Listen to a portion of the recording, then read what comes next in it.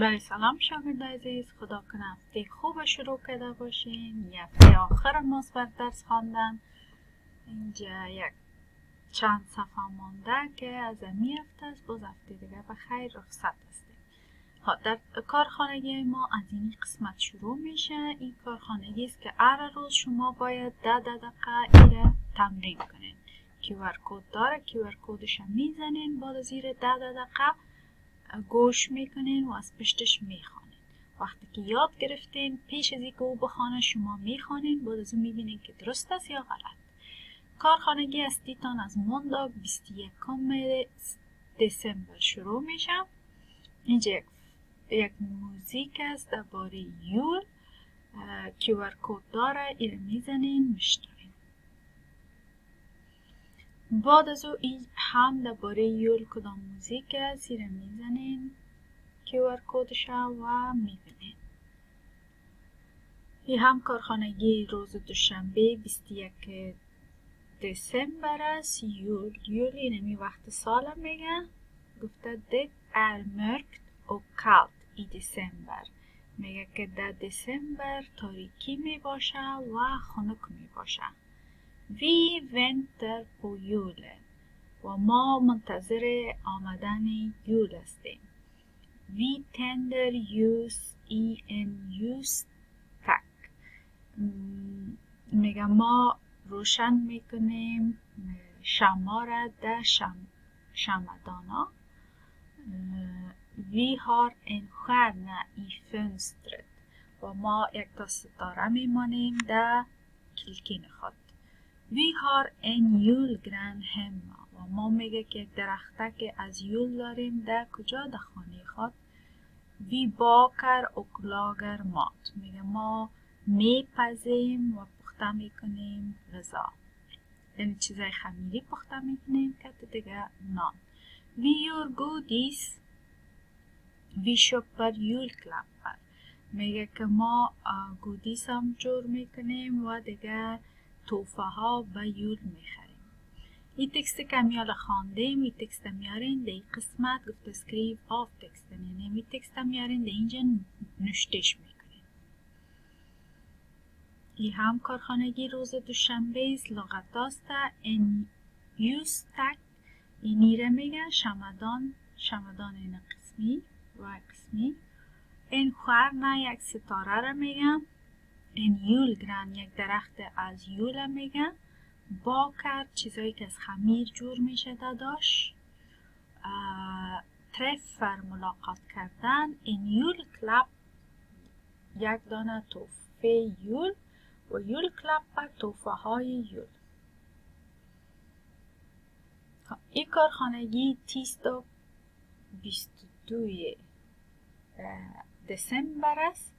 اینجا یک داستان است. چی گفته؟ گفته det är julafton den 24 دسامبر. میگه که julafton است در 24 دسامبر. Vi firar jul. وقت میگه ما تجلیل میکنیم یول. Vi går till kyrkan. میگه ما میریم تا کجاش؟ تا مو شرکه یا کلیسا. Vi träffar familj och vänner. میگه ما ملاقات میکنیم فامیل خدا و دوستای خدا. Vi äter gröt, sill, kål, köttbullar och skinka. میگه ما میخوریم شیر برنج، مایی که در او وقت کدگیست با کرم، köttbullar و گوشت خوک. Vi dricker glögg och must. میگه ما می نوشیم. گلوگ هم یک رقم نوشیدنیشان است که مساله و یا داره. یگان دفعه فیصدی از الکل می داشته باشه، یگان دفعه نه. و موست هم در مغازه زیاد پیدا میشه. می کوکاکولا و رس کمک فرق داره. På kvällen kommer jultomten. میگه در شب میایه کی؟ jultomten. همون آدمکی که توفاره میره. Vi ger julklappar till varandra. میگه که بعد از اون ما توفا رو میتیم به یکی دیگه. این تکستی که خواندین در این قسمت نوشتهش میکنه. اینجا هم لغتایش هست. گرت شیر برنج میگه. سیل گفتم مایه که در او ترکدگی سوره میگه. کل کرم میگه. شد بولر کوفتای سویدنی است. خینکه گوشت خوکه میگه و موستان شبیه کوکاکولا است ولی کم فرق داره. این شرکه یک کلیسا و این یول تومته امو بابگکه که توفا را به حساب میاره. اینجا لغتان نیم کله است. شما در ورقای دیگه میبینین یا هم از یادی را پر میکنین و تکمیلش میکنین. این همه قصه است اینجا. اینجا چی است؟ draw it straight from order till red bill. میگه خط کش کنین از لغت درست و تصویر درست. اینجا هم خط کش میکنین از لغت درست و تصویر درست. اینجا چی میکنین؟ اینجا میبینین که تصویر چی است. در اونجا برش یک لغت انتخاب میکنین و در اونجا یک کریس میمانه، یک چلیپا میمانه. مثلا این ستول یک ستول است، اینجا یک کریس میمانه. اما تو کلش حل میکنین.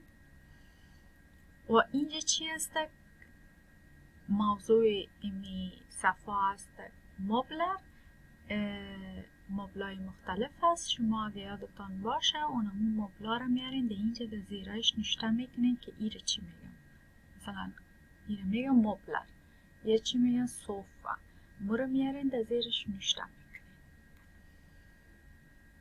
این همه مطور است. در زیرش نوشته میکنین که لغت‌ها رو چی میگن. اینجا هم درا استریک است. خط کش میکنین از لغت درست و تصویر درست.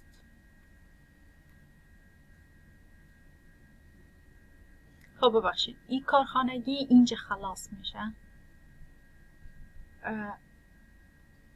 ببخشید کارخانگی این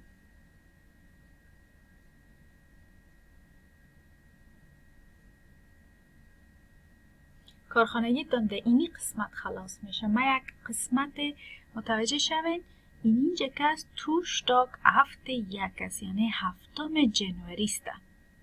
متوجه شوین 7 جنوری کارخانگی شما باز شروع میشه. من یک اندازش چند صفحهش تشریح کردم، داخلش رفتم، فکر کردم که از امروز است، از امی هفته است ولی از این هفته نبود. از این که تاریخ 7 جنوری شما بخیر پس دوباره به در سایتان شروع میکنین و از اینی صفحه شروع میکنین که خط کش میکنین و لغت درست.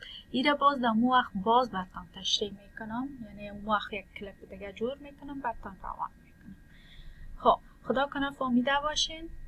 وقت خوب. خدا حافظ.